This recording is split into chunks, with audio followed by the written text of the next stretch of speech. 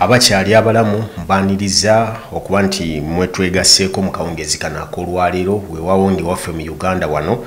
tukeeredde mu mawulire ga ntiisa, miranga n'ebiwoobe bibuutikidde ekibuga Kampala oluvannyuma lw'okubwatuka awo kw'ebiteeberezebwa okuba bbomu kwa mirundi ebiri mu bitundu eby'enjawulo wano mu Kampala. Ku CPS awo nno okulira n'ekizimbe eky'amabirizi abatannaba kumanyikibwa mayitire yadde okumanya ekigendererwa kyabwe babwatuddewo ate era ne ku Parliamentary Avenue okuliraana awo ne ofiisi eya ICT okumpi ndowooza ne City Hall saako ne Parliament era nawo waliwo ekibwatuseewo n'abantu ab'enjawulo wetwogerera bagenze n'ebisago saako n'abo be batannaba tukakasa bulungi nti be balusuddemu akaba. Katulinde ng'ebisinga ku ebyo era bwe banaaba babitunnyonnyodde nga bwe tubikwasiza n'ab'ebyokwerinda okwongera otutegeeza ensonga lwaki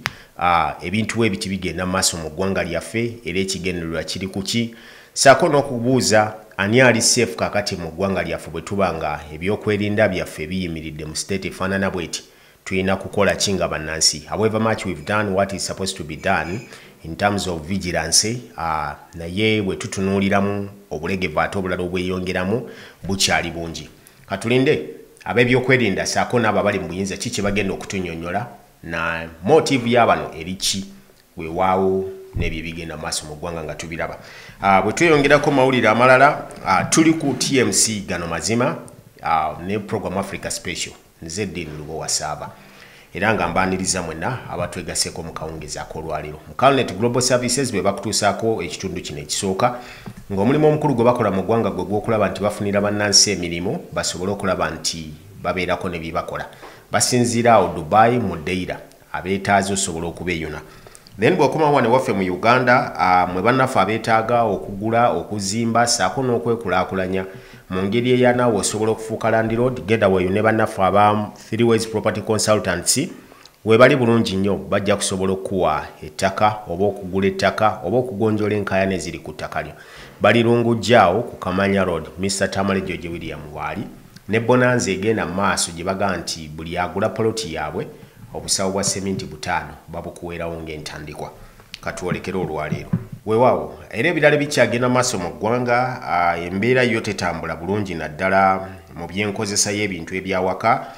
Amafuta geeyongedde okulinnya ebbeeyi nga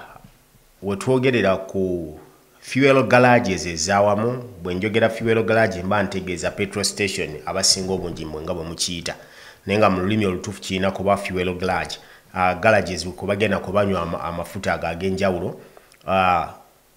Ebitundu ebimu gye gatundibwa amafuta galinnya gatuukidde ddala mu 4,000 kakati mu 630 n'awamu bagatunda 5,000. Kino nno oba kitegeeza ki? Ndaba nga inflation etandise okusemberera ekuba koodi eri omuntu wa bulijjo kuba amafuta bwe galinnya eno yeyiŋŋeni eviirako okulinnyisa kw'ebintu ebirala byonna nga beekwasa nti amafuta gali waggulu nnyo amafuta gali waggulu nnyo. Bwe tweyongerayo n'emboozi y'eggulo we twakomye bangi baayogedde bangi baalaze okunyolwa bangi baalaze obulumi eno ng'abalala bakyakaaba olwa bomu okubatwalira abantu baabwe naye ate eriyo abakaaba olw'okubatwalako ebintu byabwe. Ekyokulabirako waliwo omwami ndowooza erinnya leero kandyogere aludde nga endaba gy'alabamu ebintu bye yeeyo naye olwaleero kamutumire n'obubaka buno bwe ngenda omuweereza. Bamuyita Kefa Kasibante oba olumu yeeyita Kasibante Kefa y'empandiika gy'awandiikamu erinnya lye. Yategeezezza nti okuvaayo ne tuleeta abantu nga bano betulaga nga balina obuzibu babbiddwa basibiddwa batwaliddwako ebintu byabwe mbu tukikola olw'okwagala okufuna likes. Imagine if at all our country ng'abantu baffe mukyalina endowooza efaanana bw'etyo. Kino kimpa okunyolwa mu mutima gwange ne ntuuka n'okweraliikirira nti oba oli awo mukyatufuukidde ekizibu kuba bwe tuba nga tutunuulidde nti bano abasajja abali mu kudibaga eggwanga n'abakyala abamu bwe babeegaseeko nti be baliko obuzibu ng'ate mmwe nammwe abalaba ebigenda mu maaso osobola okustandinga boldly n'okola statement efaanana bw'etyo. Omusajja baamutwalira square mile namba 3 ez'ettaka ne bamusiba ne bagenda ku kyalo kye kimu ne basengula abantu homesteads 400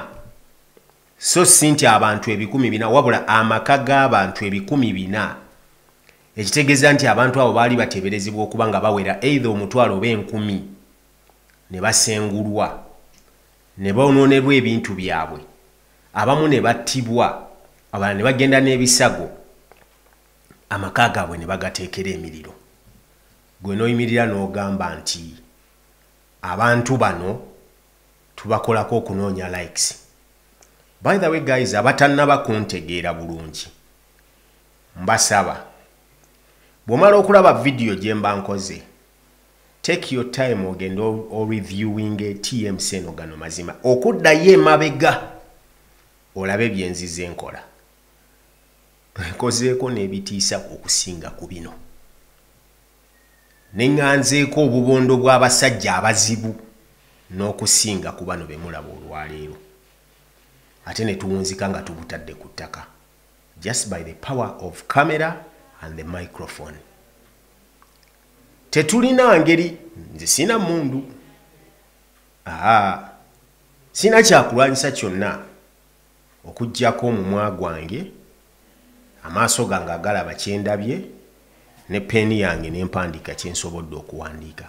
This is the only way I can save my country. And this is the only way I can fight the impunity we have in the country. Because the voicelesses abanje nnyo abali emabega waffe abatya n'okwogera nga bamubbyeko ekintu kye bamutidde omuntu we n'atya okwogera be bangi. Nebaza nnyo mwenna abasobodde okugoberera emboozi eno. Abasajja bano batandika mpola. Kalangwa yatandika mpola mpola ekayunga awo. Nantaba n'avaayo n'akaaba bannange ne balowooza Nantaba ali mu kwekubira kadingidi ka byabufuzi.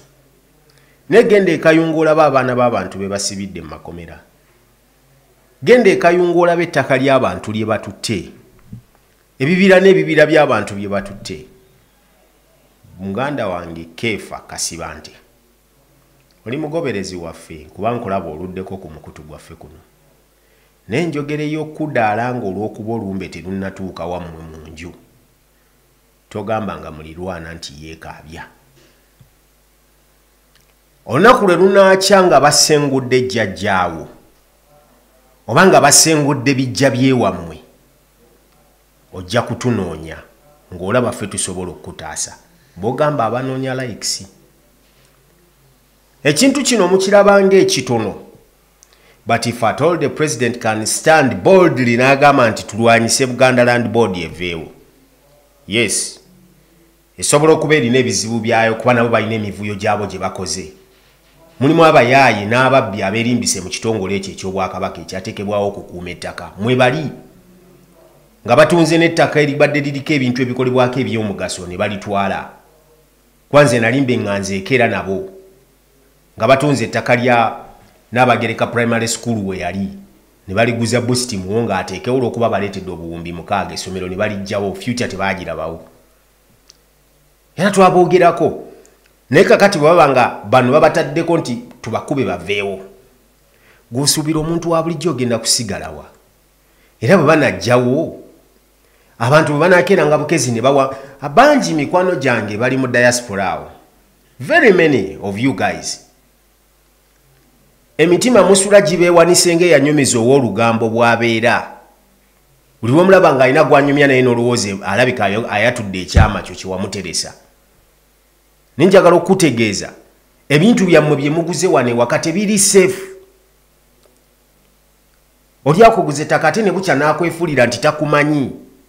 n'aliguza omulala. Abalala bakeera bukezi n'asanga ng'ettaka lye baalikubyeko akayumba. Okitegeera nga baligyewo balitutte abalyagala. Kakati bw'olaba omusajja ng'ono masikini masengere waabwe golowooza asimattuse okufa kwenkana ki gw'ogamba nti ayagala likes. ebintu ebimu bwe mubate mubitegera baganda bange tomala budde kwogera kuba ojja kwogera ekijja okuswaza emyaka gyo n'obukulu bwo bw'olimu n'okutegeeraako tokomentinga bireke abantu balina obulumi genda ku ministry ya lands oba ku ofisi za lands zonna eziri mu ggwanga olaba abantu bwe babakoosa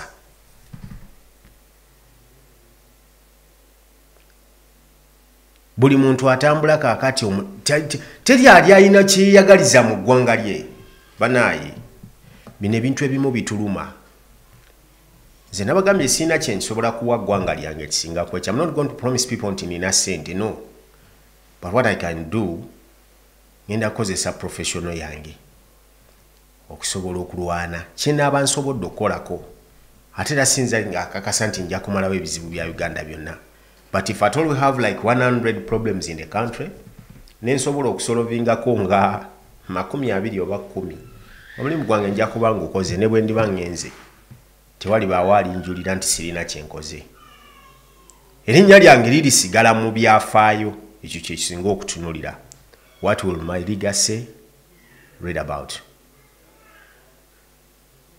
Ntumira nnyo mwenna abatwagaliza bye tukola. Mukwano gwange Bob Nelson, Zaina from UK, Cliff, Henry, kulikayo n'abalala abalinga abo abamanyi bye tukola. Mukama abatukuumire. Joyce Namudu n'abalala mwenna abatugoberera. Katono nnyo katudde n'ekitundu kino ekyokubiri. Twongera okuwuliriza emboozi y'amasengere. Naye nga situnagenda ku masengere nina ekipiera kye nazudde. Kwani omutuufu ali mu kubba ettaka lya Simba Mannyo nga plantinzeewo Sudil bamuteeke maaso naye nga Minisita Mulamba yali mu kubba ettaka eryo. Bingi tujja nabyo. Let's come back for the short break, then tulaba ate ekirala. TMC.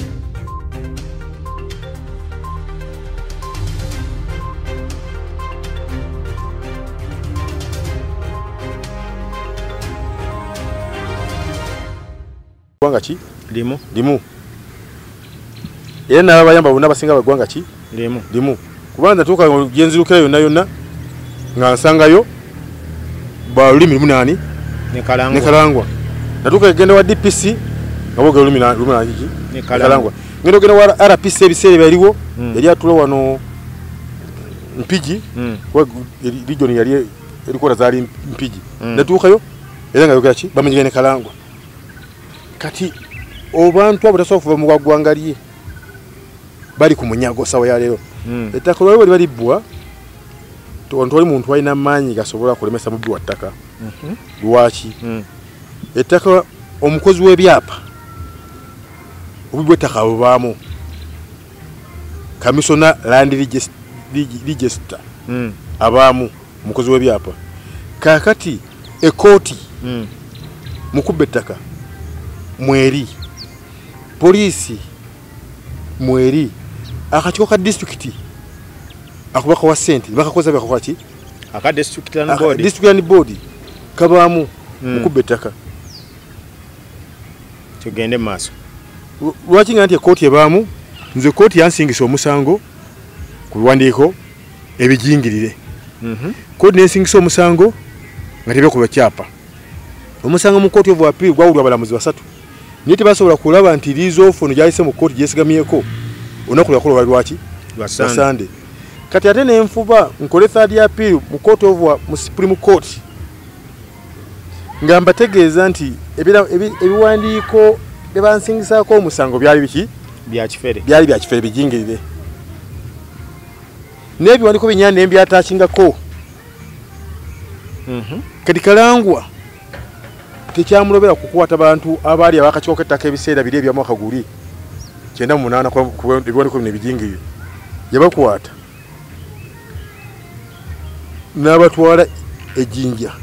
mu ofiisi za muziransa n'abateekawo gun point timusayininge nti mwe mwasembako abagamba n'okufuna ettaka. Era mu biwandiiko binatwala mu Supreme Court bakola ekirayiro nga baga nti Kalangwa yatukwata ne batutwala ejjinja n'atusayiniriza ebiwandiiko ku mudumu gw'emmundu era ffe tumusema okufuna ttaka ne kabaga nti tumumanyiiko. niye mu ekikuwunyisa nti mu Supreme Court wakati omusango gw'ettaka nagutandika 98 mu Supreme Court ntuuseeyo 2019 98 2019 lwotuuseeyo ntuuse mu Supreme Court y'emyaka 19 y'emyaka 2 abalamuzi batano kubalamuzi abatano abalamuzi abana baagaana okudda baawe ensonga nti bakiriza bannemesa okuddamu okuwulira omusango gwange omulundi ogwokusatu okujjako omulamuzi omu ow'ekitiibwa Kisaaki omukyalo oyo yagamba nti Masengere mwami Masengere tumugaana apiiri yono giwulira tujja kubanga justice tugisiimiddeko ettaka n'ababbi b'ettaka tujja kubanga tukoze ki era si ye yekyanga ne ku luno mu kulonda kuno okuba mu apiiri eyo baawaaba mulamuzi Kisaaki n'agamba nti amateeka tujja kuba tugasiimiddeko ettaka n'ababbi b'ettaka tubawadde okweyagayira mu byakoze ki mu banyaze kati olwaliro bw'ogamba nti Supreme Court ekoze ensala efaana bweti wajja osuubira okujjako apiiri nozo gikola ewa President Museveni omugasebo bw'oba nti wagenda mu lutalo okulwanirira abantu n'ebyaffe twanyagibwa era kati nteekateeka okukola sako y'abaasengwa ku ttaka tubenge gyetukola ki gitwazengulu benge gye bayinza okuyambwamu bo baddawo abo be baasengula bano anti ati nga oli abaganda bagaa nti olwokya ennyumba lwagandamu nyekkubo babundabunda balala baafa kubatereeza omuntu yali n'amakaago oli okujja nakugoba bugobi kiro era olwaleero ne bwogamba Kalangwa nti tulage eviction order kwagobera abantu kwasenguya abantu tagirina okiwulya ssebo kati olwaleero bwe kiba nti DPSR disobola okujja ne basengula ebyalo bina wakati eviction order Kalangwa gyajja nayo yali egamba nti mugende musengule Masengere enfuka zimayo nnyo okuva enfuka okutuuka ewange sibera nfuka n'ekyapa kyalina kisomawa nfuka ate kakati sooka okubyemu nti bweba nti ekyapa kyakabagambe kyaliko hekitaya 2 zeeka 5 kati ate osobola otya okugoba abantu ku ekazi 1,600 nga ne kooti eno kale kooti yakuwa ekyagiro kyakungobako kuki ku eka 5 ku eka 5 kati 10,000 olungobako otya kati nalwo olwo Kalangwa yalikolera ekyapa n'akiteeka mu mannya ga Kaleeba investment company ye eyerimu ye ne muwala we ne mukyala we bwe kijja mu mannya ago n'akiteeka mu mannya gaako Obusinje Jacqueline Obusinje Jacqueline yona yabadde yeesimbye okuki kuwe mu piyo muwala we abadde avuganya Nantaba n'ekyapa ekya eko 10,000 ekiteeka mu mannya gaani Obusinje Jacqueline kati yateekako n'erya birungi kati awaatanikidde ogenda akola ki ng'atunda kati Obusinje Jacqueline yagenda ku kyapa ekyo nga towooza myaka 14 naye otunya ekyapa tekuliko wadde ki kuba omuntu atawooza myaka 14 bali akanya mayina akalaga nti ki muto kati waliwo webuuza Obusinje Jacqueline wagenda otya ku kyapa kati akozesa kampuni endala waliwo kampuni endala bagiyita era yakalangwa ne muwala we ne mukazi we neko Obusinje mwali era nabadde avuganya kati ogera okutunya nti obubwettaka bupange bwe okugamba nti ekooti mweri kamisona wa Land Gestor mwakaki akola ebyapa mwali kati nakuwena ensonga eyange nettaka lino Kabagambe lyaso libabba Kabagambe oyo nkuganya aje yakola endagaano ng'aguzaani Kalangwa yaguza kampuni bagita Misanga Supply Farm eyo kampuni ya Kalangwa ne mukazi we ne muwala we emu abantu aba bana ekyapa tekigenda muki manyaga Misanga Farm Supply Farm kati bagenda okujja okungoba ku ttaka nga ekyapa kimanya gani gafamu yani kampuni ya Kalangwa kati kooti kwongera nti obunyazi buli mu kooti niyo kooti yayisa ekyagiro ekingo ku ttaka lya Kabaganda nenga Kabaganda takyalina ki ttaka ekyapa kyakola daki transfer nenga ne kooti yakirabako era ekirabako kuba namwabya tena ki ekyapa kifunye 2008 omusana gwabira dabbiri gumu nga tenaki kyapa kati obunyazi bw'ettaka bwe buto obukoze ki kati otuusewa wooli sawa ya leero nti wakati awo era nfunye okusomezebwa kungi kumbi n'obulamu bwange okola ki n'obulamu bwange okusaana okuba waliwo omulundi ogumu nali mu kyalo eyo ne bajja ku ttaka ne lyali lisigaddewo kuba twalifunako ebyapa baganda bafunako ki twaligoba nitufunako ki ebyapa ekimu kya hekiteya 10 nekya hekiteya 10 nekya hekiteya 5 hekiteya 2 mwata tubinako ki tubinako obwannanyini kyekyo ekyapa ekyakalanga kyakola ki kyakola kati tumaze okufuna ebyapa k'obusinge gyakirima n'awandiikira kamisona w'ettaka ng'amuga nti njalosazeemu olwo baga nti balina ebyapa ku ttaka lyange njala ebyapa byabo okola eki obisazeemu olaba ekintu ekyo kati gwawandiikira yennyini yaba yakola ki yaba yafoojinga ekyapa ekyo era amala ekikola eno byapa babikolera Kampala bwamala bikolera eno ne bakitwala ku disitulikiti bakola ki ne bakiyingiza mu biwandiiko bya disitulikiti kati kino ekyakalonga kyalina mu disitulikiti bakiyingizayo mu 2014 kati weebuuze gweofuna otya ekyapa mu 2009 ate nga disitulikiti kirina nekiyingizayo ki 2014 kubonze nasimatuka okuttibwa naye nafuna okuyambwa waliwo omwami yali mu patro nga bajja nga maze okuyisa ekyagiro ekyokunzita kuba oli angamba nti bagambye bakuparalyzinge ne muze okuparalyzinga kwe kukiranga bagambye bakube amagulu bagamenye kuba nze mbadde ku radio call agamba if you need to shoot if to kill era omwami naddamu nankubiranga nti tujjeeyo kuba nali nsiira nali kyerimira we nali naye tujja kati zaali sawa nga 3 ez'ekiro nekolange yali maze okunkubira addamu nankubira nanga tunatera okutuukako naye oba kyenakugambye tewakiwulidde toddangayo okukyejjusa obulamu bwonna era omwami mwebaza kuba obulamu bwange bwonna okubaawo bukola ki buliwo okululwe natuuka ne mugamba nti odevuddewa nanga nti directors of operation bamuyita tujaguma nawe Grace Kayuula IGP yamuwadde ki order Kayuula ne Kalango wali omuntu ki omu kati obudangamba nti tona gyowaba ku bantu bano kati IGP wabanga wadde order to omuntu era baatuuka wennali muluka yange dafu yali mobile workshop ngenene bweti oyo DPC abeine nakikuba amasasi emipiira nga ntuna bwenti ne bajja sendebwa ne baziwa ne bagikuba tanka mafuta ne gayika nagikolezako omuyonga nkola ki ngolaba nga ndaba DPC ki enoka baine mukujja bajja na muluka ya ne mukujja tebajja na kupatu ya police bajja na muluka ya local government gibajjiramu nduza kweka bujulizi bweyava n'agenda ku kyakidide n'akwatayo chairman babiri yakwatayo Sendijja ne Kazibwe ne babakuba bubi nnyo abali mu kanisa bali okukola basabira nawe ne babakuba chairman yamutika ku patro ne Kazibwe n'oyo Sendijja n'agenda bagali mu bende kati nze byali mmotoka byonna ebintu byonna mmotoka kuba yajona mmotoka bukadenga nkaaga n'agisaanyaawo ne bagenda kati omwami oyo oyankubira essimu naddamu nankubira naali ogenda kukola otya ekyabadde wakirabye nti nandi nkwadde amagezi genda baguddewo ofiisi ya PSU Enoko Muwabire nkimanyi nti balina kyebajja kumukola nekisigale ku likodi kirimanyiwa ku likodi nti wakola ki omuwabira era namuwabira fairo nejja paka PSU headquarters ne bamuyita naye ngaera byonna olaba nti ki kumala budde n'abahandulinga emisango batuuka ebagera olulimi ki lumu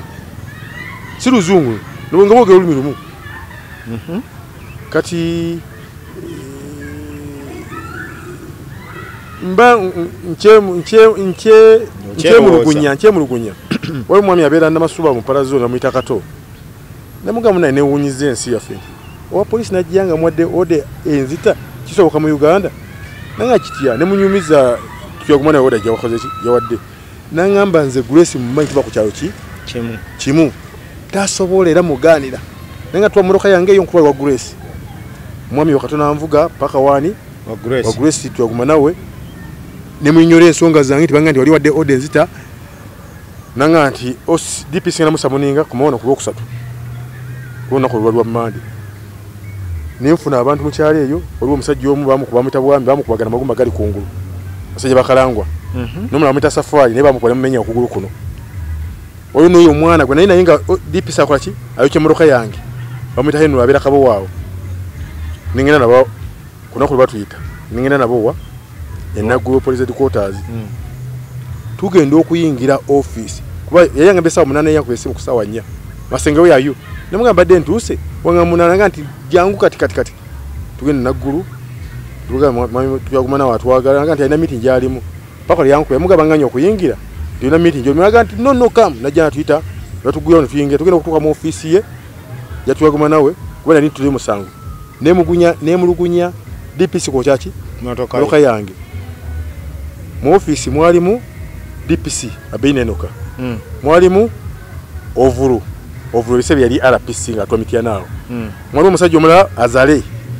yali osirikolizo omula omusajja yo kuno basibyo muyindi ono abasa no muyindi yakasanda yo azale yali basiba na bidi alam abikuwasa na bidi alam azale yalimu mwalimu no mwami mulaba mita Julius tuno mujuni oyo yali akulya ekitongo kya police ekinoweza ku wana ekibuli ekinoweza ku kubyeta kakita land protection unit police land protection unit bamwita Julius Julius tuno mujuni mwalimu ne Kalangwa ngane aze mu meeting mwalimu ne Kabagambe oyagamba ndi aguzani Kalangwa taka mwalimu ne roya wa Kalangwa mita muziransa oba omuye yafude na kweza accident muzaya yabadde roya wamannyo jinje eyo yani gwese ngani kati omwami uyo mulumizo okukya moloka yamwe omwami yayike moloka ngandaba n'omwami ono omwana ono yeno yakola ki yaliwo kale mugamba ko kumugandi kati sebo ensonga ejiwo wayo yakokya moloka yange kati Kalangwa yanziba kettaka akimye ki gwese yangamba nti ne Uganda siyo fune ekibanja ki walala ne ekibanja walala eri bitaka bikole ki byesonyiwe kakati obadde ombuuza nti otuuse olwalero nkwaga nti abantu bano ki bawanvu banene balina obusobozi obukaki obukola kibagala obukutta omalawo obulamu bwo wati oba nti director of operation yagide banzite sasa kwa mukama kisa kya mukama n'omwami yanyambe simiye nkola ki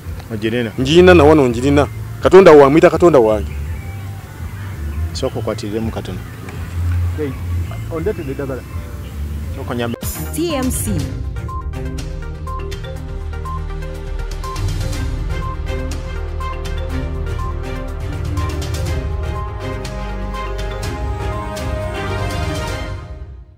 Grace yangamba nti fune kibanja wane Uganda tojja giberamu n'ogwo mutwe ki omunene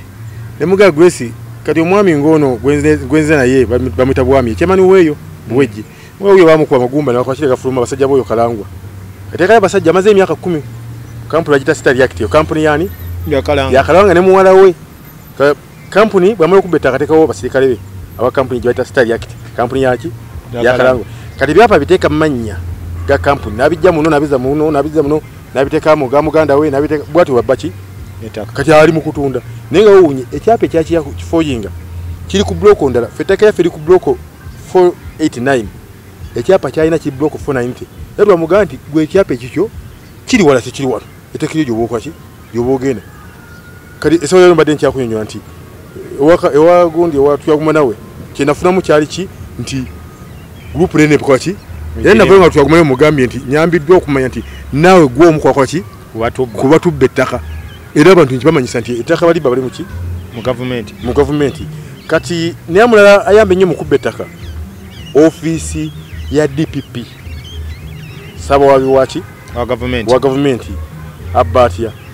kati nze natwala police eyo land protection unit yakola okunoonyeza n'ekizula nti bali bakola ki bafojinga nene bazuwe ebyo byonna DPP aba final man atuukayo naga nti ago tewali musango nebigwerawo nzikaliyo ku kese yange mwami bamwita Kakoza Fred yali senior state attorney wani wa DPP yaga nti Masenga yaga itaina interest musango withdrawing we nenga simutuma ngako omusano okugoba nigukomawo nga ntobina gwo myaka 8 nere tugenzeko mu court kati yo kakoza Fred yabadde senior state atono wawa yabadde regional akuliye mu Bende kati yosobola kuyisayo omusango basobola okulyako omusango tuwasa omuntu ne baleta amasasi bagaso mu motoka yo era tulwaliro kino kiba kiyisemu kino kya president ogamba nti omusango gonna ogwa capital offense nti teri kweyimirira ettaka bagenda libba balimalewo asobola okuteekako omusango lwakuta omwana wange n'ogenda ku leepu ogenda okuvayo nga bateekao baazinawo dda ne flat okiraba basobola okuleetera omulambo gw'omuntu n'oguswa wakaawo n'ogwo wassa omuntu ogenda okuvaayo era ekyo sikikirizaamu ekyogamba nti omusango gonna ogwa capital terikola ki kweyimirirwa era bwe kinaayita mu parliament n'ekiyisaamu ettaka lyonna liweddewo bwe kiba nga kakadde kabagenda okukozesa okunyaga amataka g'abantu liweddewo okuleeta omwana namukuswa naga nti wamukutte kati waba nti DPP muntu we nga Fred agisa kusoninga ne balategeka kulumiriza oligenda okuva oluvannyuma lw'omwaka ate nawo wotandikira kati era obuzibu bwenkulaga nti mu misango gy'ettaka kati olwayonzebwe mba leero n'emyaka 5 mu 6 lwemba mpeza emyaka 2 nga ndi bulutalo lw'ettaka kitegeeza talika okulwanira nga n'emyaka emeka 3 mu 6 kati olwaliwo omuntu gwabbako ettaka olwaliro nga n'emyaka 5 emyaka 2 mu maaso oliwo kyalina amaanyi agalwanyisa ettaka oliwo kyasobola edda ki ekyokukola kubanga zisaba leero Kalangwa yangamba kyozaako ki kyenzaako bwe kibanga kooti olaba teriyo bwenkanya kooti eriyo polisi teriyo bwenkanya ekitongole kyosigaza Katonda kubanga zolwayo Kalangwa yangambye nti gende wawe wa Katonda we yangamba nti bwolaba Kalangwa yampa option nga nti bwolabanga Kayula takyali IGP Butera takyali DPP Abayine takyali ki DPC ne Museveni takyali president ogenda nga nokola ki nondope wa Katonda ogenda nga novunana ettaka lyo ogenda nga nompabira omusango gw'ettaka naye kati Abayine yavayo mu Bende ne IGP Kayula takyali ki takyali IGP ne DPP kali ngamba Butera sawa na mulamuzi takyali DPP kati omuntu wasigadde okuba nti yampa options yampa wasigaddewo ki Museveni president Museveni era sawa yero noonya option entuuse wani wa Museveni ewa Museveni mugase wawa tuwanira ekyakutuwa musiko kutuwanira n'ebyaffe ebyange byanyagwako tubonyeebonye osuubira n'akuwa okuyamba ayinza Katonda akugambye nti bw'olabanga taliiwo ayinza ebintu ebimu bwe bituuka Museveni wa president ne bimukwasa ensonyi abavaamu kuba tulwayo bw'oba ogamba kati olwayo Kalangwa agamba nti eka 5 yazigwa obukadde 10 n'obu eriyo osobola okugula ebyalo bisatu ku milioni 15 bwe yali akole nga naye nga nze eka 5 aziguza milioni 15 kuliko abantu ero si namba bw'otuuka woona omusajja valuwa wa gavumenti lwali agenda okukola ekyapa ekikola transfer ky'amanya g'akabagamba ekiza muga Misanga Farm Supply ya Kalangwa bagamba nti ettaka eryo valuwa wa gavumenti yali bayemu bukadde 4 mu 5 naye nga nze nnako property eweza $500 million yasanyizibwawo naye nga omubalizi wa gavumenti abala mmeka milioni 4 mwezi 5 kati n'ennyumba yo bayiza okujja okugitwala wano ne bagibalamu amaka ga kayinaago ne bagaba milioni 5 tuli ku kizibu nga tufundikira twekwase Katonda tusiibe kubanga ebitukolwa Mukama akola ki abimanyi era abiraba muzeewo okozesa baluwa ensonga lwaki gy'emisango gy'okubba Gomesi n'enkoko wagimaliriza n'ensawo z'amanda emisango nagimaliriza oluvannyuma lw'omwaka mulamba era teri ajja kumpaako obujulizi mu kooti ate si gy'emisango gyokka gye mpozezza emisango mingi nasobola okugulibwa okugambye ogw'okubba gubakyusamu nagufuuka ogw'okubba nga neyambisa emmundu omufaliso era guno gwoza mu kooti omulamuzi yali mukyala Nkonge yaguwoza ogwo kyali mukyala Nkonge kati yali Masaka kati olwayo nkunyonyodde ti kooti mu bubbi bw'ettaka mweri akola ebyapa mwali kati nga kuno isu eyange eyawandiika endagaano kabagambe nga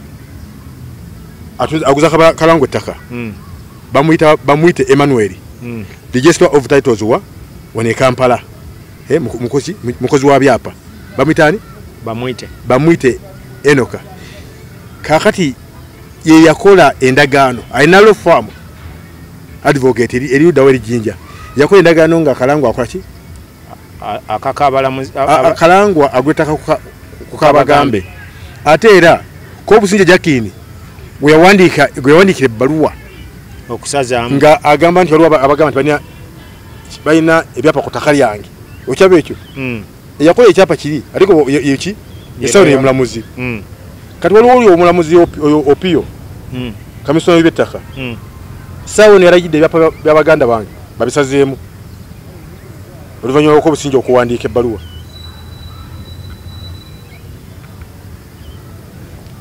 sekitegeeza Kalangwa ettaka lyonna litutte naye tusabulamu kukola ki kubanga abayindi bamala emyaka emeka tebali mu Uganda gyali giwera naye badde bafuna ki ebyabwe tebaliyoddewo okulijjawo kutegeeza abaana baffe bazzukulu baffe nti abaaye nti kyo kyanyagibwa biwandiiko bino bantu kuma biwandiiko byabwe kubanga ebyapa ne biba mukaaga ku ttaka erimu kubeerako kimu ekigeniweni ekituufu bw'oba nga ofuna liizoofa ku Sande nga 8 Sebutemba kooti n'egikakasa nekyakinja kati olwaliro nti kooti olwaliro egera kuyimirawo ku bulimba butya kati omuntu yenna alina ebiwandiiko ebijingirire bw'oyambisa omusango guno ogwanga ogwa Court of Appeal kooti kuyansingisiza omusango ku biwandiiko ebijingirire osobola okusinga omusango ekyo kyeŋŋamba kooti oba nti yansingisa omusango ku biwandiiko ebijingirire kati omuntu yenna alina ebiwandiiko ebijingirire bwe yesigama ku musango gwange nti nga gundi bamusinga omusango oli yambisa ebiwandiiko ebijingirire kitegeeza omusango aguwangwe. Awo mu kitundu kino ekyokusatu bingi byonna tubiwulidde ebikwatagana ku Masengere mulimu abantu aboogeddwako nga abamu mbamanyi muganda wange oyo Waswa Richard gwe boogerako. This is one of the guys be nasookerako okulabirako mu mawulire ndowooza ne likoda gye nasooka okukozesa mu mawulire yali ya mwana oyo. Simanyi oba baamukozesa nsobi oba byayogera nagezezaako munoonya ku simu zaamufunye naye ekyo katukisabire Katonda wabula kyenja okusaba bannayuganda mwenna muteekeyo eriisa ejjogi okwetegereza ebintu bino byonna nga bwe biri. Bw'oba oli Bulaaya fuba okulaba nga weeyuna waliwo ebitongole bisobola okulaba nga bikolera due diligence and vigilance ku bintu byo. Waliwo abasajja bano betulanga wano aba hidden concept basobola okuyamba. Bw'oba olina ettaka lyo weeriri basindikeyo bagende balirambuleko balirabe routinely. Toyinza kugula ttaka lya buwumbi lya buwumbi oba lya bukadde bumeka n'olisuula eyo n'osirika. Abakyasinze okubba ettaka be babamu ku betwazika okulimirako okukuuma ettaka n'awunzika ng'ate alifudde lirye gwe oli Bulaaya otudde ogenda okudda nga bamaze oddikyusa buli kintu kyonna anti olabika eno Krismasi. Muteekeko abantu abo sente zammwe ezo ze mukolera mu muzira ne mu Same embizibu ennyo bw'eti eyo Kyangagge yeena muziwe ekitiibwa. Mukozese abakugu okubakuumira ebintu byammwe oba we mugenda okugula muleke kukolera mafaaya. Emboozi y'Amasengere mugiwulidde naye nabagamba nti buli gye tuleeta wano tetukolerera nnyo likes ng'abamu bwe balowooza. Nedda wabula ndeeta kyakulabirako n'okwongera okubangula bannayuganda tubitwalenga abali mu class twongere okusoma okutegeera ensi gye tulimu. Kubanze mbabuulidde nti the problem of our country si basajja bano abatufuga wabula ebizibu biri bisatu bwe tunaabye ejjamu tujja kufuna emirembe. Ekisooka bamanyi nti batufugira mu butamanya. Ekyokubiri bamanyi nti obwavu bungi sente zibayambye kinene. N'ekyokusatu kwe kutya. Buli lwe weetiiririra ku kintu kyo yadde nga naawe wennyini okimanyi nti kikyo togenda kusobola kinunula. Tuve mu by'okwegumyagumya tuzuukuke tulwanirire ensi yaffe. Ebisinga ku ebyo nja kusaba Mukama Katonda abankuumire era nebaza mwenna abakoze omulimu ogw'ettendo okusubscribinga ku channel yaffe eno saako n'emikutu emirala gyonna gye tuweererezaako TMC Radio gano mazima, TMC gano mazima, TMC Sabula Kati, Omunala TV ne ku Facebook pages zaffe n'ebirala byonna mukola kya ttendo. Ate era nga n'ebirala bingi tukyabikola okubiweereza because we want twagala kufuuka information hub in the country. Nga buli alina kye yeetaaga okumanya mu nsi olina kucekinga ku TMC olina okuba ng'osanga information gye weetaaga. Kama bakuume tusinkana omulundi omulala.